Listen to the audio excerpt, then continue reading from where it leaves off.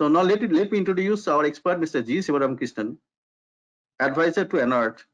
He's also the solar consultant. He's BTech Electrical Engineering from Government Engineering College, Thrissur, Chartered Engineer and Corporate Member of Institution of Engineers, Kochi, Certified Trainer, Qualification Pack of Rooftop Solar Grid Engineer and Rooftop Solar Photovoltaic Entrepreneur with Skills Council of Green Jobs, Member Expert Committee of Solar Inspection Scheme, NERT, Accredited Solar Resource Person of NERT, and Accredited Solar Power Plant Inspector of NERT. With all his vast experience, all the participants would be having the opportunity to interact. So please listen through his presentations. So over to you, Mr. Sivaramakrishnan. All right. The presentation is structured as, first we will talk about general safety requirements in the SPD. I think safety and PQ are the subject. So a bit of safety. I will restrict my discussion only to the electrical safety aspects of the solar PV components, and then take you through further to the regulations on the safety and power quality, introduction to the power quality issues, and then talk about the issues related to them, and finally one of the recent evolved concept in our country, that is grid ancillary services, that requires now large attention from the developers and other stakeholders of this industry. So I'll be touching upon that grid ancillary and finally wind up with a case study. I need to rush up because I have very few minutes with me. So with your permission, let me start with the safety requirements identified for the solar PV module 61730. We have an IS also for photovoltaic module safety requirement. The part 2 of that requirements says, it talks about the class of module. The module required to be deployed where general access is provided, hazardous voltage exits, hazardous power applications are there, then what are the safety qualifications for that class A? That is described in the standard. So when you select your module, I think many of us do not give much importance while choosing the module part. Class A is for the general access, hazardous voltage and hazardous application. And these modules rated for use may be used in systems operating at greater than 50 volt DC or 240 watt where general contact access is anticipated. So whenever the system voltage exceeds 50 and the power rating goes above 240, class A modules needs to be deployed. Class B is for restricted access, again hazardous voltage and hazardous power application, but restricted access. Modules rated for this applications are restricted to systems protected from public access by fences or location, etc. The class B needs to be selected for such applications. Class C again is limited voltage and limited power applications, which means they are restricted to systems operating less than 50 volt and 240 watts where general contact is anticipated. So it's a limited voltage but safe voltage. So these are the three categories under the IS, relevant applicable IS, where one need to choose the appropriate module. Class A is the commonly one which is chosen for our commercial applications. And yes, and coming to the electrical safety features required in the grid inverter, grid connected inverter, we know the PV ground fault protection, power qualities like the harmonic distortions, DC injections, etc., which we will be talking in detail a little later. Frequency and voltage control, anti-islanding protection, and opening and reclosing time. All these parameters are to be identified as safety requirements in a grid connected PV system. When it comes to DC cable, we have a IS 17293 currently in force, which is again rated up to 1500 volt DC. It covers single core cables for use in PV systems for DC. It's suitable for outdoor installations directly exposed to solar radiation. Cables are weather and UV resistant. Again, cables are designed to operate at normal continuous outdoor conductor temperature of 90 degree. The permissible use of maximum conductor temperature of 120 degrees centigrade is limited to around 20,000 hours. So these are the new safety requirements identified in the IS 17293, and again the ministry requirements calls for usage of copper cables on the DC side. Minimum of 4 square mm cables are required for looping the panels, and finally connecting it to the up to the inverter. The whole DC system subsystem needs to be DC cables. Safety test for the DC cable includes spark test, vertical flame propagation test, smoke emission. These are crucially required as far as DC cables are concerned, since they are carrying high DC currents, and there is a arc flash hazard also associated with the DC system, and most of them are outdoor installation, so the temperatures naturally will be high. So it is the safety test now mandates spark test, vertical flame, and smoke emission. DC switches, the safety requirements calls for IS or IEC 60947 part 3 for disconnectors, and PV systems are considered non-inductive, and the utilization category must be DC 21 with moderate overloads. DC PV1 category is used for switching single PV strings without reverse and overcurrent. I think these switches are to be used in the array boxes or the combiner boxes, sometimes it is termed, and clear specifications on required safety requirements are mentioned in this relevant IS. PV2 category is used for switching multiple PV strings with reverse and overcurrent. So the designers needs to be aware and particular about selecting the applicable DC category while choosing the DC switches. So that's all. Very briefly, I touched upon the electrical part because today's most discussion shall be focused on the regulations and the safety aspects of power quality. The prime regulations governing the distributed energy resources are: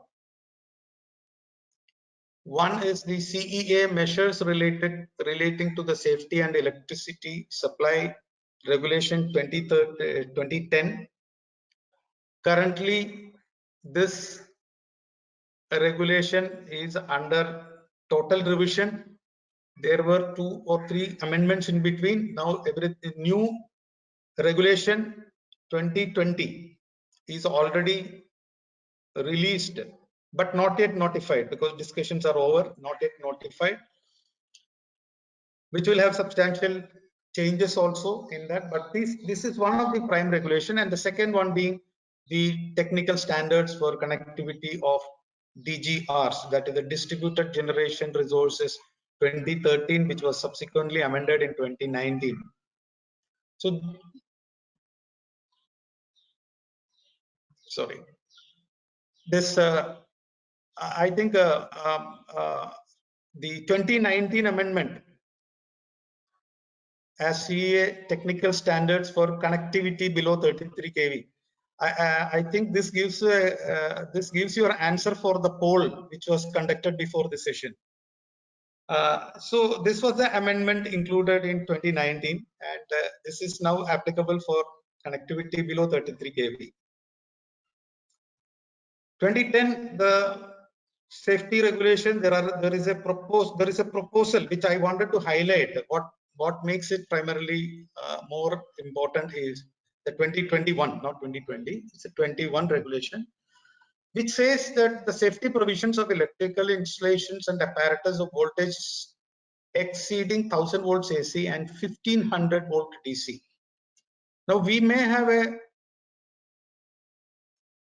new ecosystem, DC ecosystem, which has 1500 as the maximum voltage or maximum working voltage specified. This may be announced very shortly because this was the prime requirement in the 2021 proposal, not yet notified.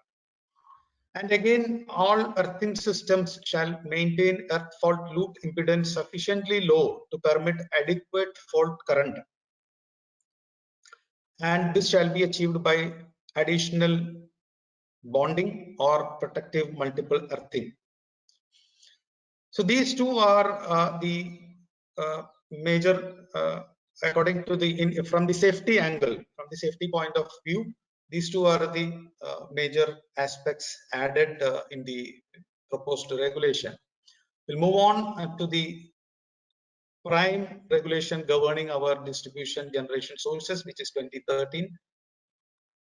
And from the point of view of the power quality and safety, I have shortlisted the important standards listed in that regulation.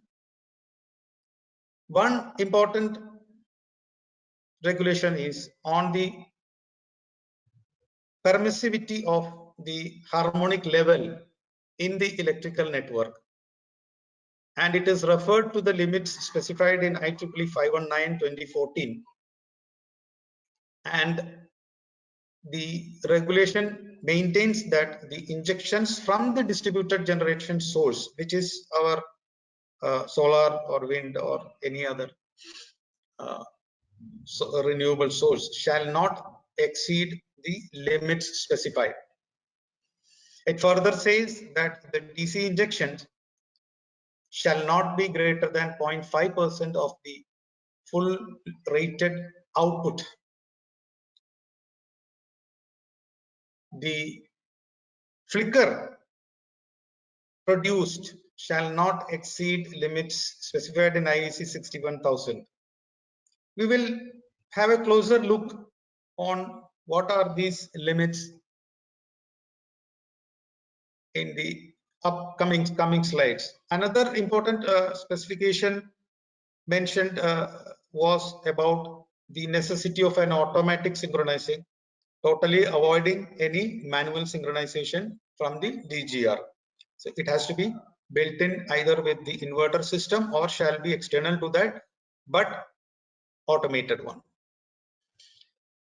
Continuing with other important PQ and safety parameters, the over voltage and under voltage trip functions shall be set between 110% and 80%, the upper limit and the lower limit, with a clearing time of up to 2 seconds. There is an asterisk mark which says I'll come to that later. Then again, over frequency and under frequency trip functions operating between 50.5 Hertz and below 47.5 Hertz with a clearing time up to 0.2 seconds.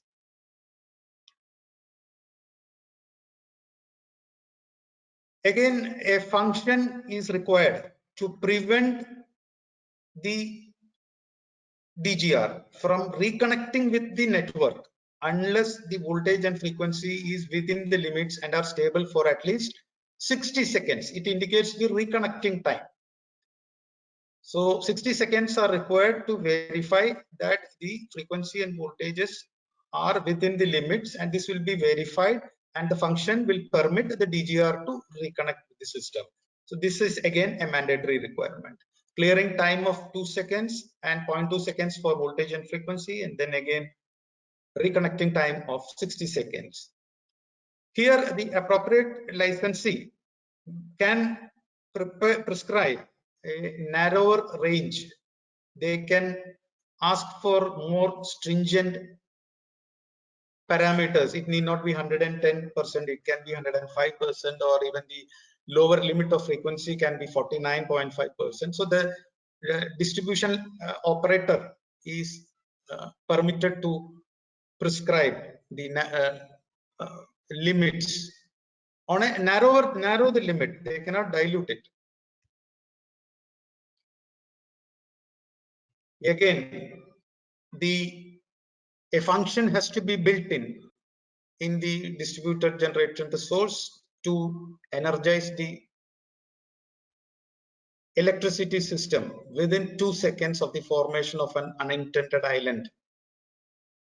If there is a islanding operation within 2 seconds of time, the solar plant, the solar inverter shall cease to provide energy to the network. That is the mandatory requirement specified in this. Again, while synchronizing the DGR, the voltage fluctuation shall not be more than plus or minus 5%. Every time connecting or reconnection time, the fluctuation shall not exceed plus or minus 5% variation limits.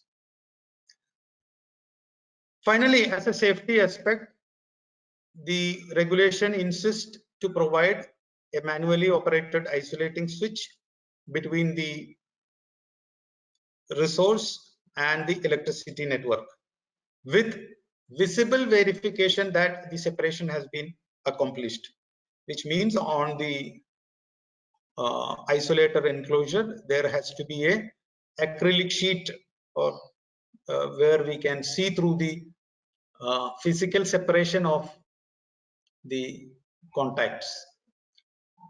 Then again it should include the isolating switch shall include indicators to show open and closed positions, visual indications, accessible 24 hours a day by a licensee's personnel. The isolator shall be kept outside near to the service connection point so that the distribution licensee workers can access it in case of emergency. And then the isolating switch shall be capable of locked in the open position. When this isolator is open, the workers of the distribution licensee, they can lock it and keep the key with them till the work is over, and they can come back, unlock it and close the isolator. So this will ensure the safety of the operating personnel from the utility side. Further, it states that the load break switch shall be off-load. It shall not be a on-load breaking switch, nor it shall have any protective features like overcurrent protection, etc. And the isolator shall be accessible and installed at a height of 2.44 meter above the ground level. So these are the requirements mentioned for protection and safety. A couple of things more. I think the slide was shown earlier. We will now move on to the next sessions. Let us identify the power quality issues related to the network DGRs, and then how and what are the possible mitigative measures. IEC defines power quality as a set of parameters defining the properties of the power supply delivered to the user under normal operating condition in terms of continuity of supply. So that is the first term. The parameters defining the power supply given to the user in terms of, one is the continuity of supply, and two, the characteristics of voltage given to him. That is the magnitude, the frequency, and the waveform. So this is how a power quality is defined, and we will see now what are those parameters. One, on interruption supply, the interruptions. An interruptive network is a poor power quality index. Again, it's a parameter, not an index, sorry, it's a parameter, poor parameter. Then magnitude of the voltage provided. The sags, swells, transients, under and over deviations. These represents another set of power quality parameters. Frequency plays a very vital role. We all know that in the grid system. So we first talked about voltage and then the frequency as a parameter. We have seen the frequency limits again set, which is necessary for synchronization. And finally, the most important power quality or power impurity, which is supposed to be coming out or created sometimes by the electronic devices which are used for power conversion from DC to AC. So these waveforms represents another impurity named harmonics. Let's see how voltage distortion limits of. I hope all are aware of what is harmonic. It is the distortion of the fundamental harmonic fundamental frequency. There are power impurities which comes out of these generating resources, which are not fundamental frequencies other than 50 hertz, whatever comes from the generating resource in multiples of 50. So we have that is primarily defined as the harmonic currents or voltages, and they are actually in multiples of 50. That is 3, 5, 7 are called the odd harmonics, and 2, 4, 6, etc. are called the even harmonics. For a bus voltage at 1 kV, where at the interconnection point, now the interconnection point is defined as the output point of the distributed generation source, where it is connected to the electricity network. So this is the point. This is the point identified as the point of common coupling, PCC. And if the bus voltage at a PCC is less than 1 kilovolt,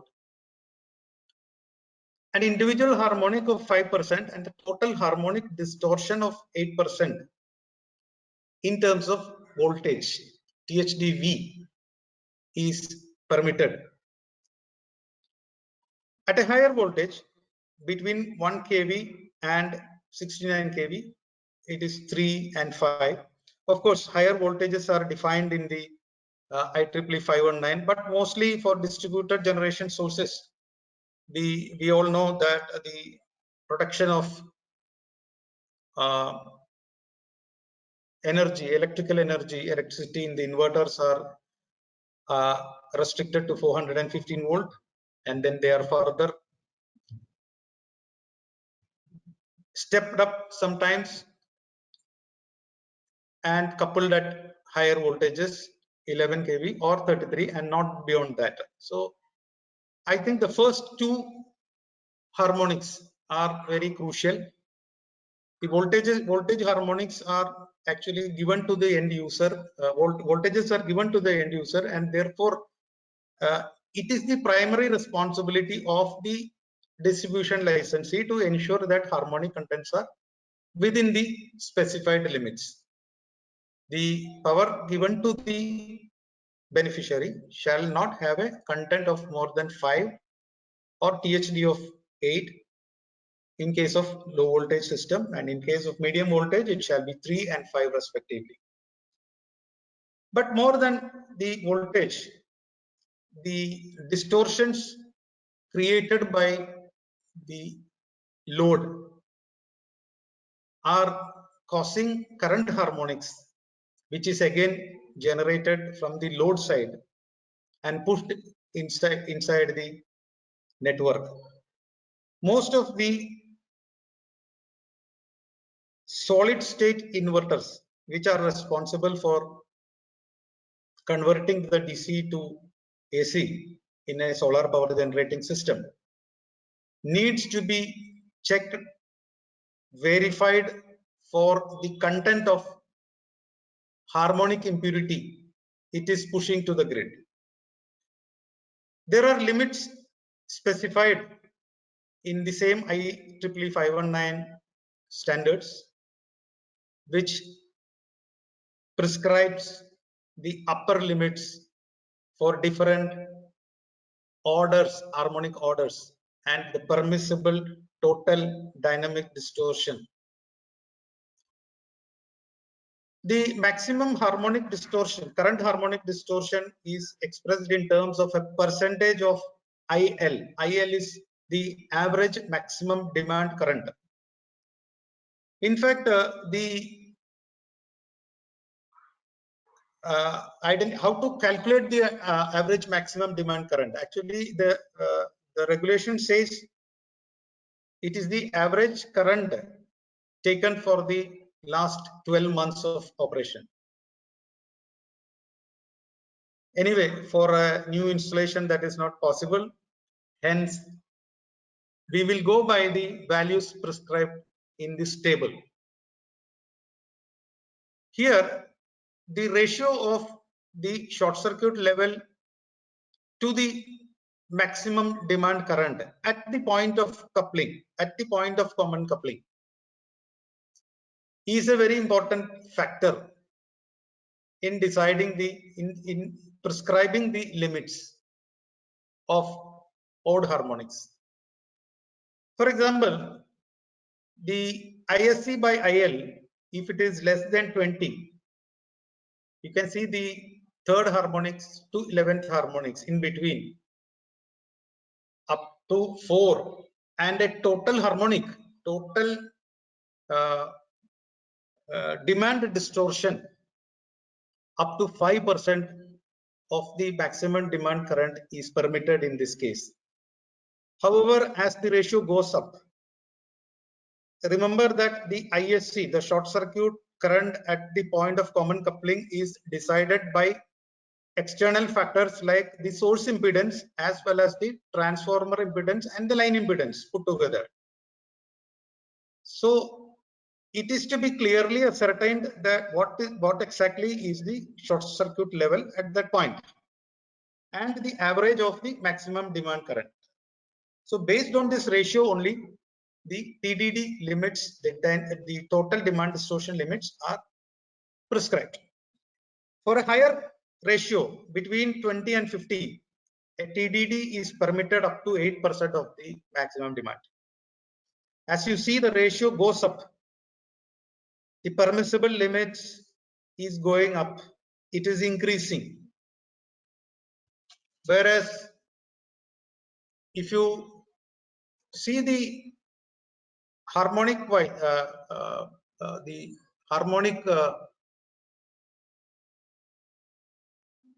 number wise, it is decreasing actually. 3 to 11 it is 4, again it goes horizontally. If you look at 11 to 7, it is going down, and up to 0.3 is prescribed for a harmonic content of 35 to 50. Here the limits, if exceeding, the values are found to be exceeding, it is important to provide a tuned or detuned filter which can mitigate the harmonic current. You cannot control it because the system generates that. So using appropriate filters, harmonic filters, using LCL combinations, we can control the harmonic current injected to the grid. The harmonic current causes a lot of troubles. It creates issues in the grid side as well as on the load side. It increases the installation and utility cost. How? Because the neutral current, particularly if the system is having more of single phase loads, the neutral current is injected, and in the harmonic currents find a way through the neutral, and this neutral conductor size needs to be increased to accommodate the harmonic currents. So the cross section of the cable or the current carrying capacities of the components will have to be chosen higher, and therefore it increases the cost of the system.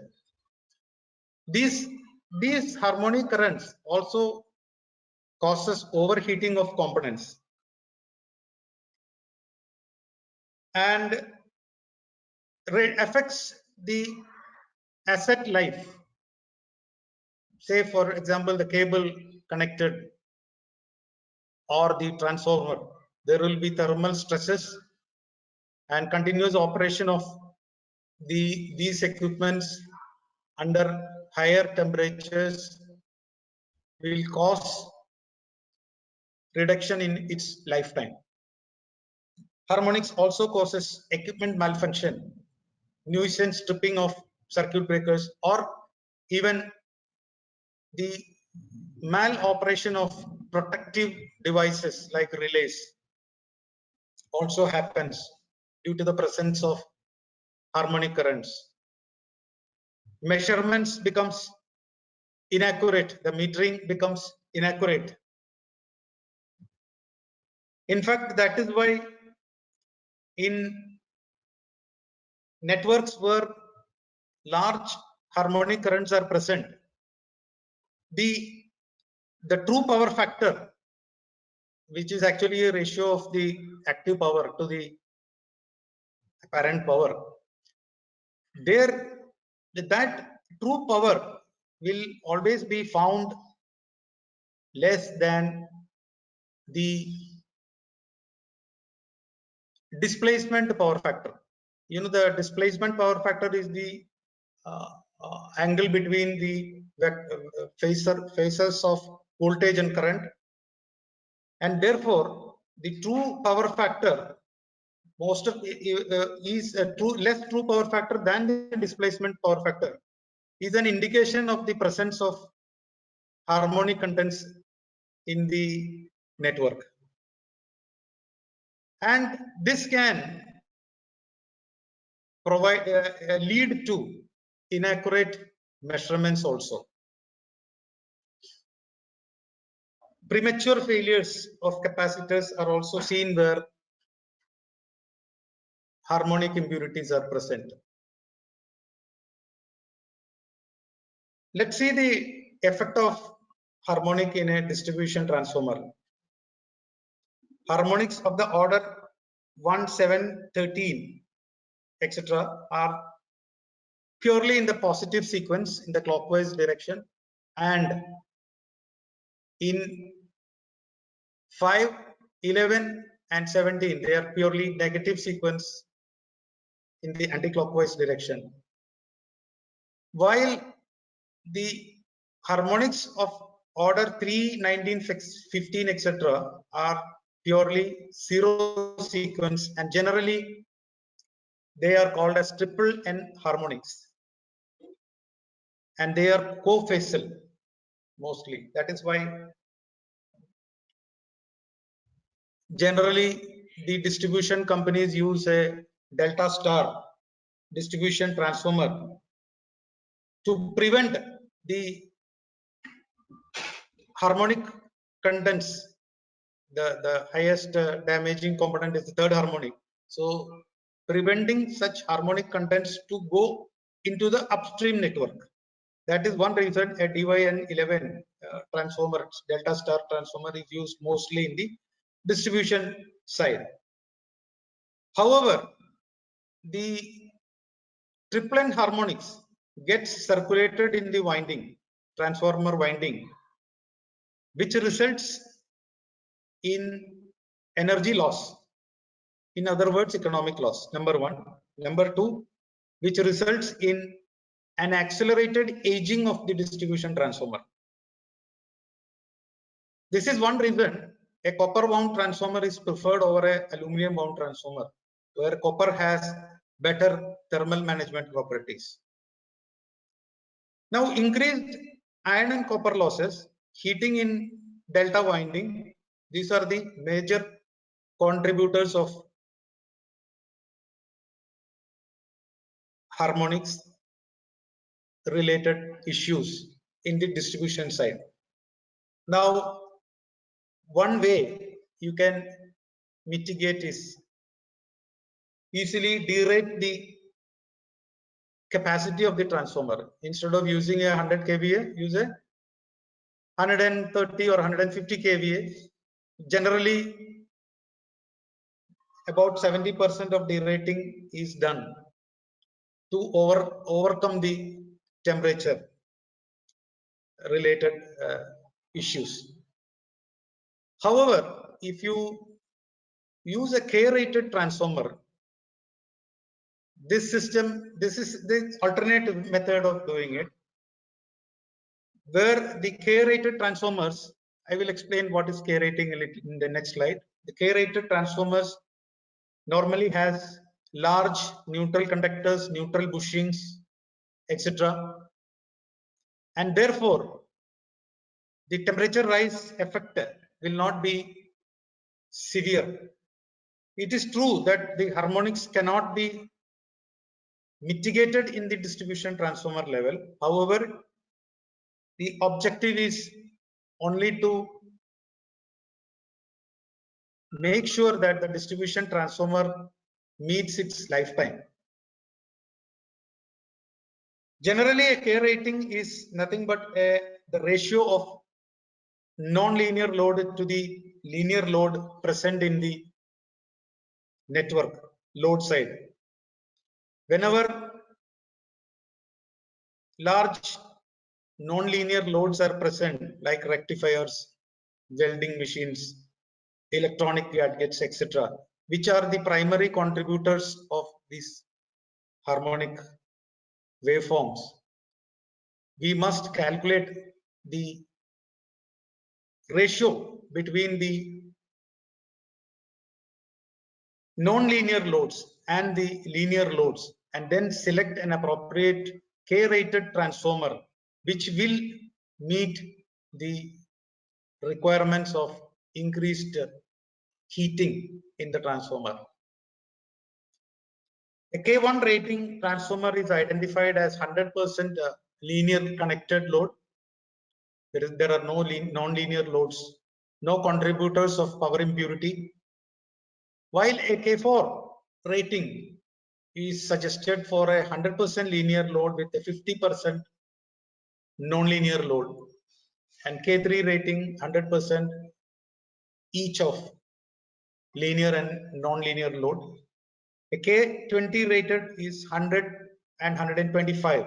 The non-linear load is more, very severe, furnaces, furnace loads, etc. K30 is 100 to 150.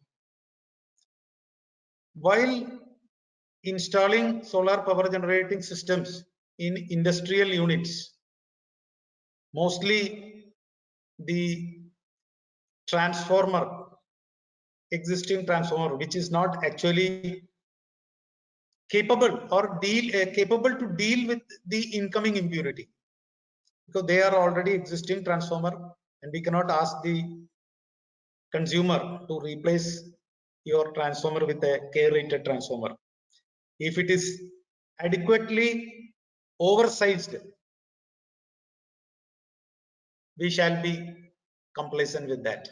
So one of the parameter when you do a site survey at a industrial location is to first check whether the transformer is adequate to handle any power quality impurity coming from the distribution generation side. Another power impurity is the flicker, which is caused due to the rapid fluctuations in voltage of power supply. It is perceived as a visual flickering in lighting system, which will certainly affect our visual comfort when there is a flicker in the voltage supply. So there is a parameter called the perception of light flicker, which is generally measured either in a short interval of 10 minutes or on a long-term interval of 2 hours. Normally it is done at 10-minute interval.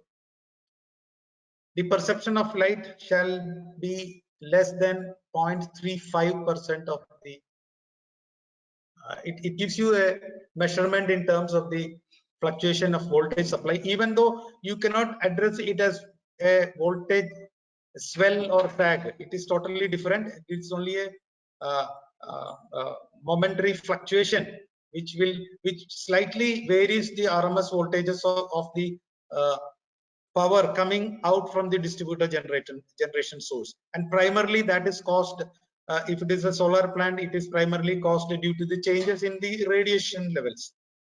It's a PV impact of that. The flicker from PV comes from power changes on the inverter, and power changes comes from the solar radiation. Additionally, the flickers will also be prominent when there are cloud movements. So while testing at site, the flicker needs to be tested at a clear sunny sky without any cloud movement, etc.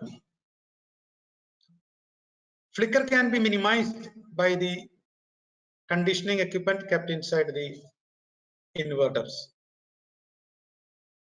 And most PV flicker, as I mentioned, it comes from the changes in the power levels, which is again due to the changes in irradiation levels. So we have identified a couple of power quality issues. The third one, most prominently, every people check, is the DC injection, and that has to be restricted at below 0.5 of the maximum load current. There is nothing specific to be discussed on that, so I have not included. Typical harmonic mitigation is to provide passive or active filters, either externally or built in. Now, without mitigation, penetration limits of 50% of the peak load have been reported, but with mitigation, like providing harmonic filters of capacitance and reactors, you can take the limits to closely to 100%.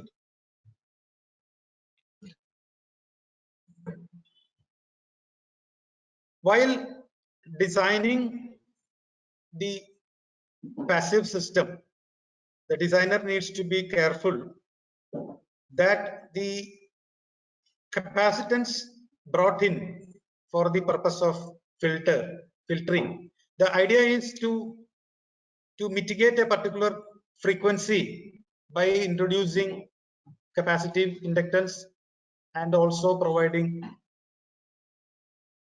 inductive loads. Thereby, the particular frequency, harmonic frequency itself, is mitigated. But that is the theoretical case. The practical case has been to limit it just below the frequency or harmonic frequency, so that the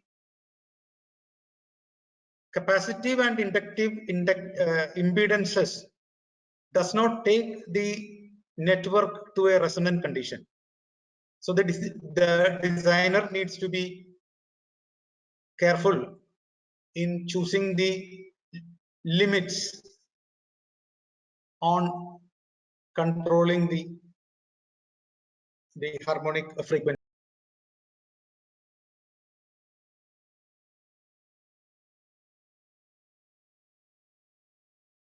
Cover up a very important regulation which is already there for discussion and public opinion. It is not yet notified, and that is the grid ancillary services. In short, the CERC regulation 2010 defines what is an ancillary service. Ancillary service means in relation to the power system or the grid operation, the services necessary to support the power system to maintain the power quality, reliability, and security of the grid. The services necessary to support the grid in maintaining the power quality, particularly the frequency and the voltage, reliability and the security of the grid. So what these services are collectively known as ancillary services. Example is the active power support for load following. When there are frequency changes, frequency goes down, active power support is supplied to the grid and vice versa, and provide reactive power support whenever it is required, sometimes for black start, etc. So recently the regulation has been issued to facilitate the distribution companies and other operators to obtain such services in a business mode from appropriate service providers. This basically calls for market-based mechanisms, deployment and payment of ancillary services for maintaining the grid frequency close to 50 Hertz. These services are foreseen in view of the larger penetration of variable renewable energy sources into the electricity grid. The expected services are, as I mentioned, active power support, reactive power support, black start, etc. And the nodal agency shall be NLDC for this. 3 types of ancillary services are foreseen in this regulation. One is the primary reserve ancillary service, which comes through the service. The service comes through the governor action of the generator, primarily. The secondary reserve ancillary services comprises of providing active power or absorbing power from the grid when activated through a control signal which is initiated by the nodal agency. Limits are prescribed for that, and higher limits are to be deployed through the tertiary reserve ancillary services.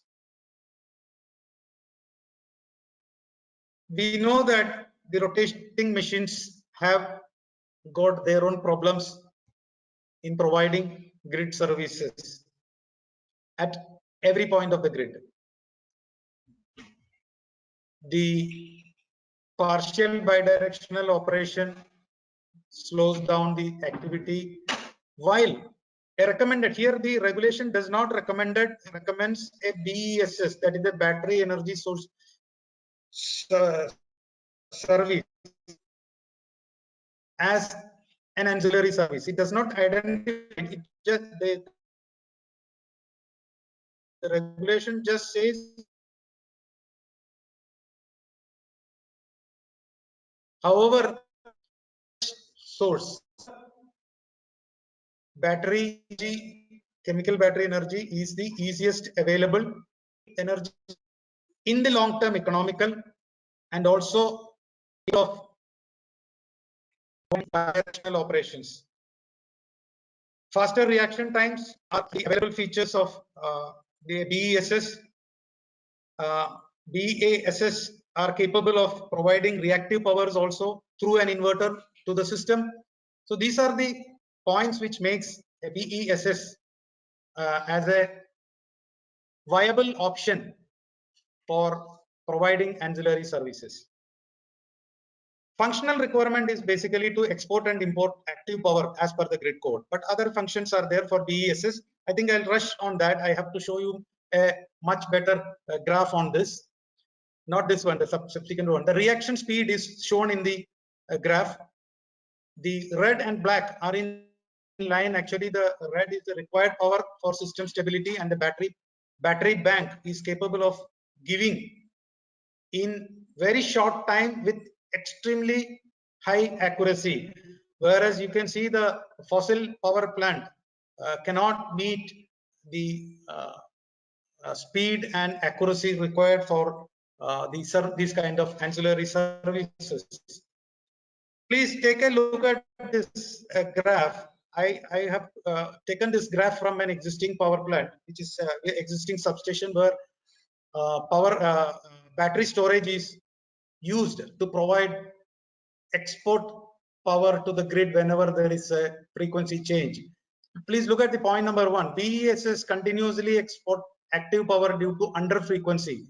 The under frequency starts here on a time scale up to 3600 seconds, that is 1 hour time. During a 1 hour time, this is a time series simulation actually done for providing this service. When at the start of the simulation, when there was a change in frequency, the BESS, the battery energy storage service, starts giving exporting power to the grid, and nearly 4000 megawatt of power is supplied over a period of say 600 seconds, that is around 10 minutes. You can see the available energy constantly drops, the yellow graph on the bottom side. Available energy constantly drops due to the battery system, while the BESS is capable of providing active power requirement, and this continues for a period of around say 2400 seconds, where you can see the blue graph, blue area from this 2400 to 3000 seconds. End of under frequency, the BESS has to import active power now. So the frequency disturbance ends over there. Another point here is at the 2400 second, the battery energy system has replenished its energy level. Available energy has become 0, and there is no compensation, active power compensation done by the battery system. It only uses that next time period to get charged from importing active power from the grid. But fortunately, this is the period where the under frequency ends, and again the active power supply, the system starts. Normal available energy increases again in the battery level if you look at the battery. So this time series simulation very clearly shows that for an accurate and effective mitigation of the frequency problem, to bring the frequency back, the power compensation, active power compensation is effectively done by a battery energy storage system. This is exactly contemplated in our proposed regulation, where at every nodes, wherever disturbances are experienced, providing active power to keep the grid frequency stable and thereby grid stable and avoiding any cascading failure. BESS can be a standalone. It can be at a site without other generators or load. It can be a hybrid power plant taking power from solar, wind, etc. So there is a hybrid power plant, and through a hybrid power controller, this storage BESS can be controlled to provide export or import of active power to the system. This is a pictorial representation of a virtual power plant where there are in many locations a renewable hybrid power plant is shown here. Here it is only a battery energy storage system. Here it is a conventional hybrid power grid plus hybrid power system. Here it is a private co-location with a grid storage, and finally industrial co-location. So different locations are identified, and power BESS can be controlled through a virtual platform which will provide the actual power requirements to the grid. So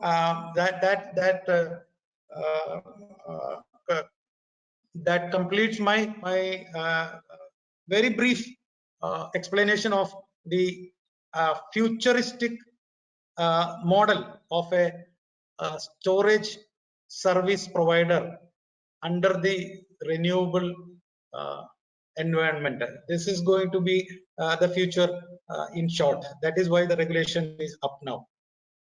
Now, finally, a case study. I'm running out of time, so I'll rush through a case where we have installed a solar power plant of industry. It was a food industry where a 500 kilowatt system, solar plant system, was installed.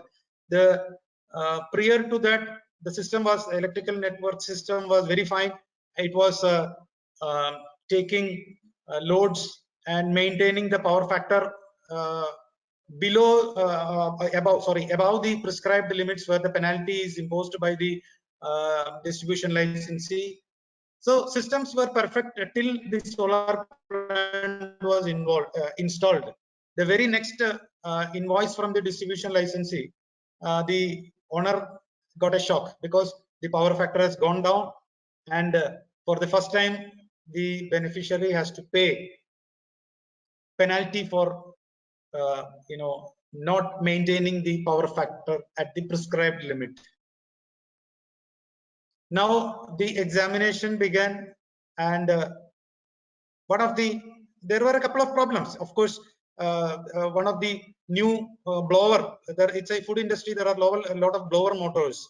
One of the blower motors recently installed was not considered for a power factor compensation. So as a result, the power factor was already on the verge of the prescribed limit. But with the static converter, the static inverter delivering power with large harmonic contents, the power factor started falling down. And finally, after proper diagnosing, we have identified, of course, we have asked them to provide adequate compensation for the additional blow motor, but we also suggested to provide a harmonic filter to be provided on the bus, parallel to the bus, thereby providing a mitigation for the harmonics from the loads itself.